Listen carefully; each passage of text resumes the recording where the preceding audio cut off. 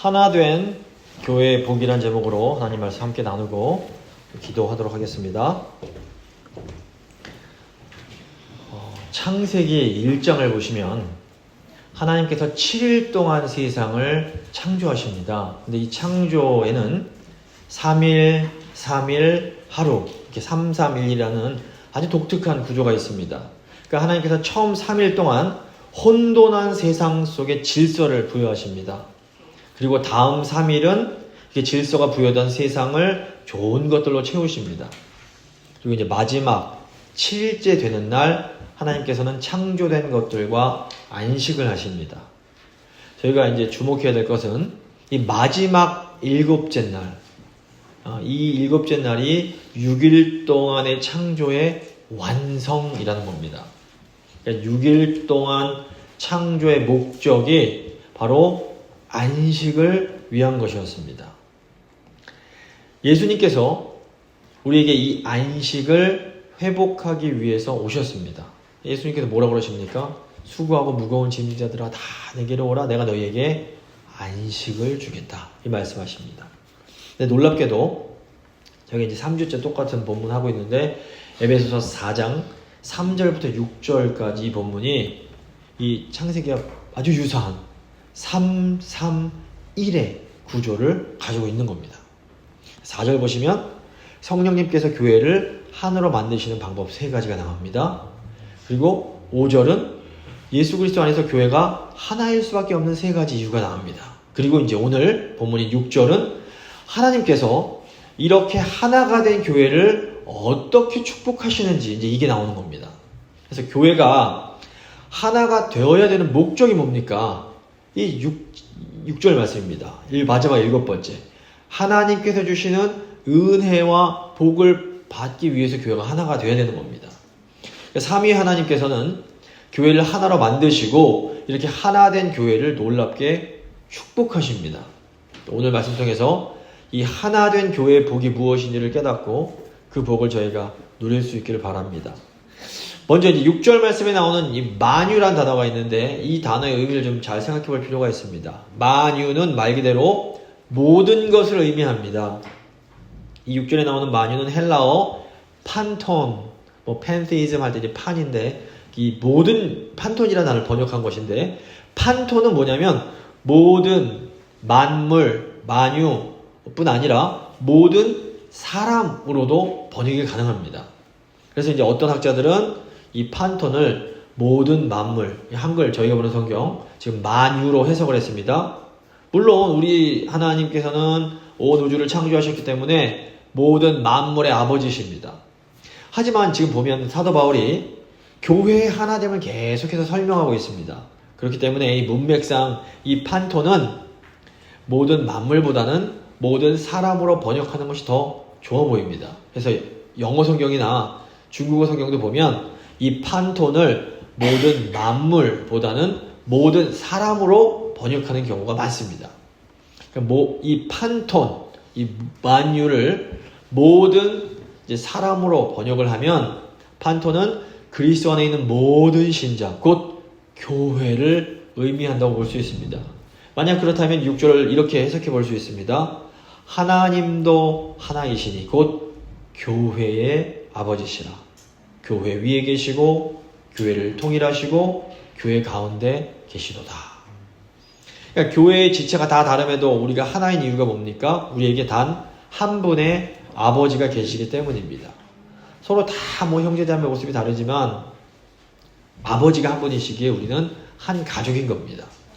우리 아버지 하나님께서 지금도 우리 위에 계시고 우리를 통일하시고 우리 가운데 계시며 자녀인 우리가 하나가 되도록 역사하고 계십니다. 오늘 이 성부 하나님의 역사에 대해서 한번 생각해 보겠습니다. 우리 위에 계신 하나님, 우리를 통하여 계시는 하나님, 우리 안에 계시는 하나님입니다. 먼저 우리 위에 계신 하나님입니다. 아버지 하나님은 우리 위에 계십니다. 하나님이 위에 계시다라는 것은 초월을 의미합니다. 초월은 이 인간의 영역을 저 뛰어넘어 계신다는 의미입니다. 한마디로 하나님은 하나님이십니다. 하나님은 연약한 우리 인간과는 완전히 다른 분입니다. 인간은 너무너무 약하고 부족함이 많습니다. 우리가 선을 행하고 악을 멀리해야 된다는 걸 압니다. 하지만 우리는 너무 약해서 하면 안 되는 줄 알면서도 할 때가 너무 많습니다. 우선 우리가 걱정, 근심하면 안 된다는 것 잘 압니다.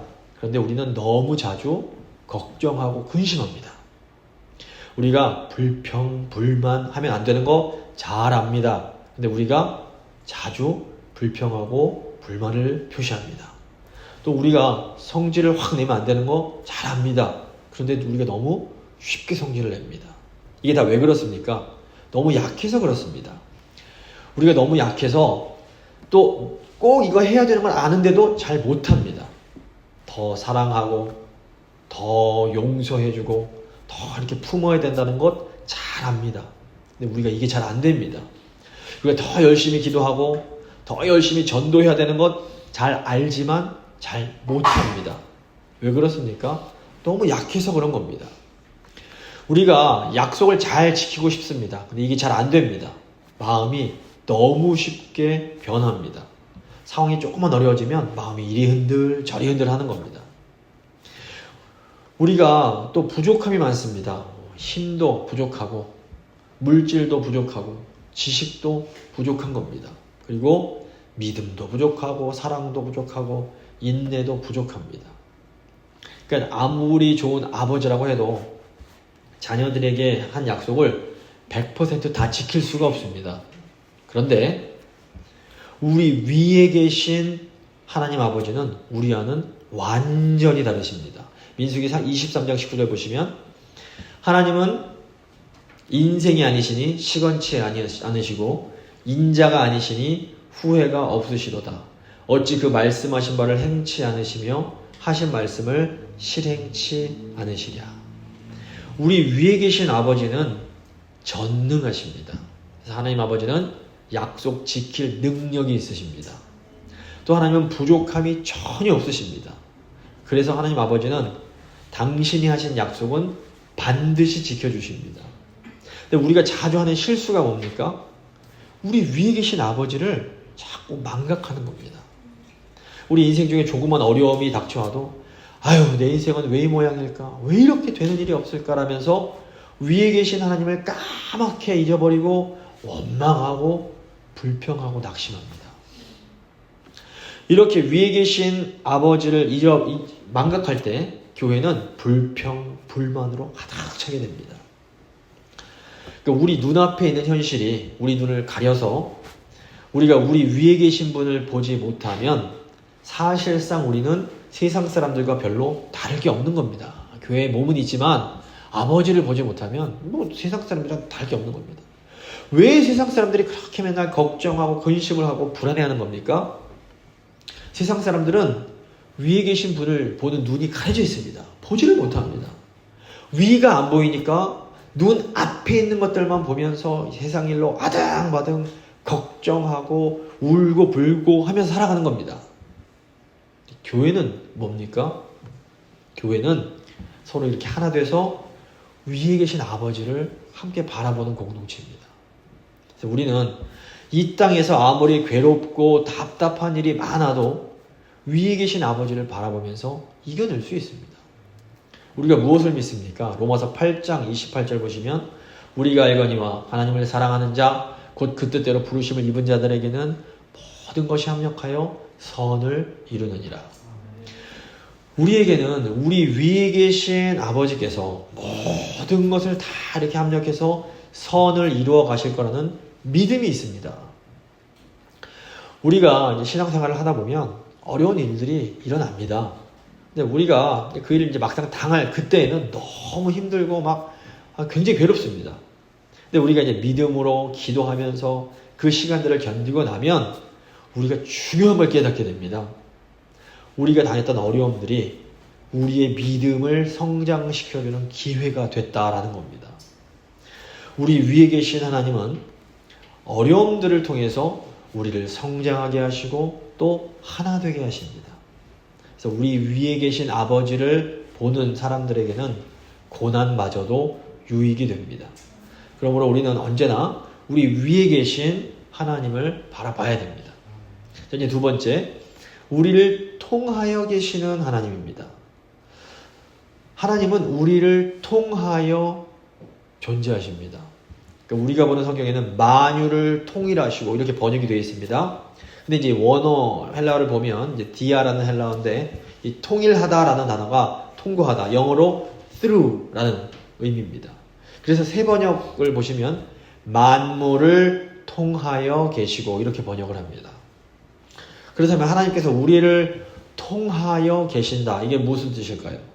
하나님은 우리를 환하게 꿰뚫어 보고 계십니다. 하나님은 우리가 그동안 무슨 일을 했는지, 무슨 생각을 하며 살아왔는지 하나부터 열까지 완전하게 알고 계십니다. 가끔 그 속으로 무슨 생각하는지 통 알 수 없는 사람들이 있습니다. 이렇게 무표정한 사람들을 영어로 포커페이스라고 합니다. 그러니까 이 카드를 잘 못 치는 사람들은 그 표정을 잘 못 감춥니다.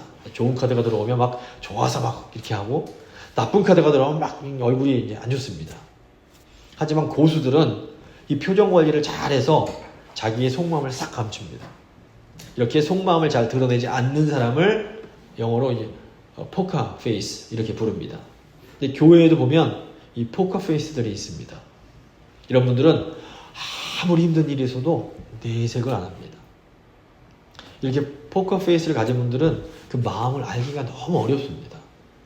근데 사람들은 사실 다 좀 이렇게 포커 페이스가 되고 싶을 때가 있습니다. 우리가 언제 이게 포커 페이스가 되고 싶을까요? 우리가 죄를 지었을 때 우리가 그걸 감추고 싶어 합니다. 아무 일도 없었던 것처럼 싹 덮어버리고 싶은 겁니다. 문제는 사람들한테뿐 아니라 우리가 하나님께도 감추려고 하는 겁니다. 근데 아무리 포커 페이스를 가진 사람이라고 해도 하나님께는 자기를 감출 수가 없습니다. 하나님은 우리 마음을 훤하게 꿰뚫어 보고 계시기 때문입니다. 사실 우리 마음은 죄악의 오물덩어리로 가득 차 있습니다. 우리가 하나님 보시기에 부끄러운 생각들을 굉장히 많이 합니다. 사람들한테는 인자하게 웃으면서 인사하고 표정 관리만 잘하면 됩니다. 아무도 모릅니다. 사람도 우리 더러운 속마음을 알 길이 없습니다. 하지만 하나님은 절대로 속지 않으십니다. 하나님은 우리 마음을 환하게 뚫어보고 계십니다. 하나님은 우리가 얼마나 교만한지, 얼마나 시기심이 많고 탐욕스러운지, 얼마나 또 음란하고 또 비열한지, 우리가 남들과 얼마나 비교하기를 좋아하는지 다 알고 계십니다. 그렇기 때문에 우리는 우리 모든 걸 다 알고 계신 아버지께 정직해야 됩니다. 이미 모든 걸 다 알고 계시는데 감출 필요가 사실 없습니다. 그냥 솔직하고 정직하게 우리 안에 있는 더러운 죄들을 그냥 쏟아내야 되는 겁니다.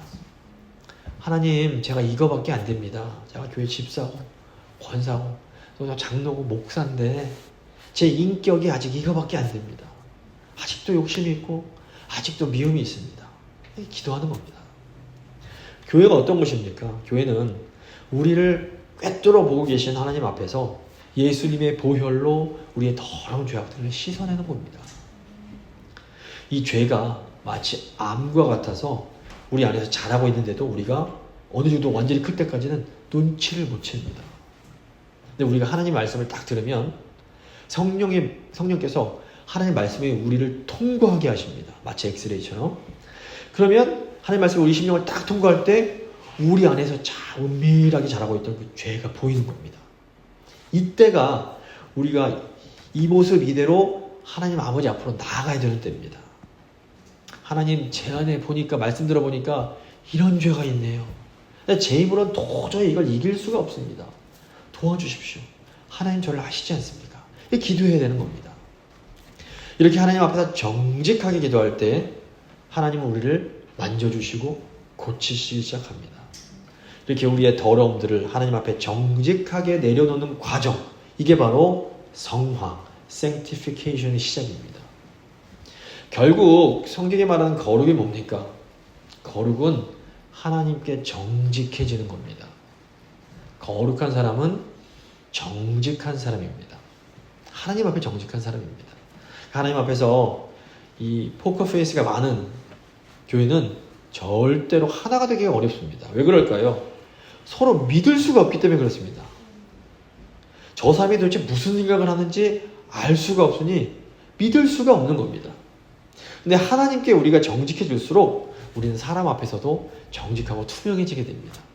더 이상 감출 것도 속일 것도 아무것도 없기 때문에 그렇습니다. 그래서 하나님 앞에서 정직한 사람이 많은 교회는 서로 믿을 수가 있고 이 신뢰를 바탕으로 교회가 점점 더 하나가 되어가는 겁니다. 성경 보시면 하나님께서 정직한 자에게 어마어마한 축복을 주십니다. 우리가 하나님 앞에서 정직해질 때에 이제 하나님께서 우리를 또 통하여 일하기 시작하십니다. 그러니까 하나님은 거룩한 교회를 통하여 일하십니다. 이게 이제 하나님이 우리를 통하여 계신다라는 두 번째 의미입니다. 원래 하나님은 보이지 않으시는 분입니다. 믿음이 없는 세상 사람들은 하나님이 일하시는 걸 볼 수가 없습니다. 그런데 이 세상에 하나님을 보여줄 수 있는 방법이 있습니다. 우리가 하나님 앞에서 정직해질 때 교회가 거룩해집니다. 교회가 거룩해지면 이 세상은 바로 우리 교회를 통해서 하나님의 일하심을 보게 되는 겁니다. 이것이 하나된 교회의 중요한 역할입니다. 물론 우리가 완전하지 못합니다. 하지만 우리는 최소한 우리를 환하게 꿰뚫어 보고 계신 하나님 앞에 정직해지기만 하면 되는 겁니다. 우리가 하나님 앞에서 정직해질 때 세상은 우리를 통해서 하나님을 볼 수 있게 됩니다. 자, 이제 마지막 세 번째, 우리 안에 계신 하나님입니다. 하나님 아버지는 또 우리 안에 계십니다. 하나님은 우리 위에 계신 분입니다. 하나님은 위에 계신 하나님은 그 놀라운 능력으로 우리를 인도해 주십니다. 또 하나님은 우리를 통하여 계신 분입니다. 우리를 통하여 계시는 하나님은 우리를 거룩하게 해주시고 우리를 통하여 일하십니다.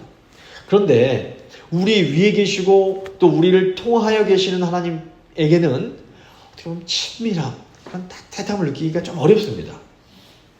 하나님이 오직 저 위에만 계시는 분이라면 하나님은 우리에게 너무 먼 분입니다. 또 하나님이 우리를 이렇게 통하여만 계시는 분이라면 우리에게 하나님은 너무 두려운 분일 수 있습니다. 그런데 우리 위에 계시고 우리를 통하여 계시는 하나님이 우리 안에도 계십니다.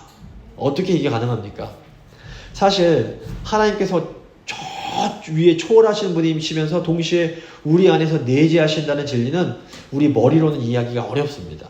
마치 이 삼위일체의 진리를 우리 머리로 이해하기 어려운 것과 비슷합니다.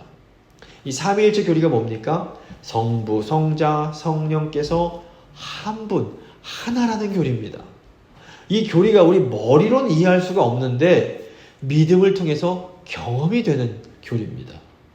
그러니까 하나님이 위에 계시면서 동시에 우리 안에 계신다라는 진리도 똑같습니다. 우리는 위에 계셔서 그 놀라운 능력으로 모든 약속을 신실하게 지키시는 하나님께 감사할 수 있습니다. 또한 우리는 우리를 꿰뚫어 보시면서 우리의 죄를 용서하시는 하나님께도 감사할 수 있습니다. 동시에 우리는 우리 안에서 우리와 함께 하시는 하나님께도 감사할 수 있는 겁니다.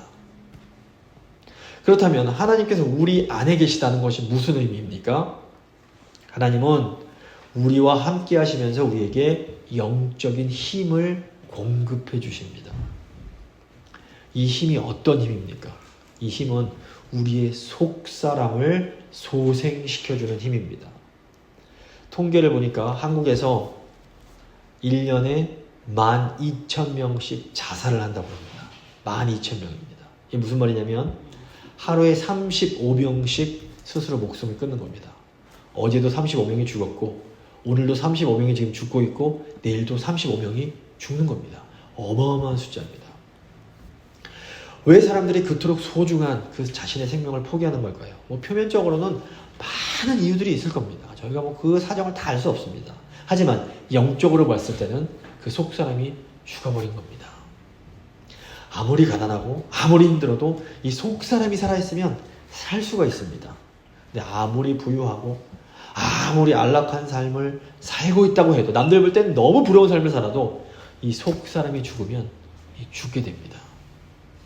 근데 누가 우리의 속사람을 살게 합니까?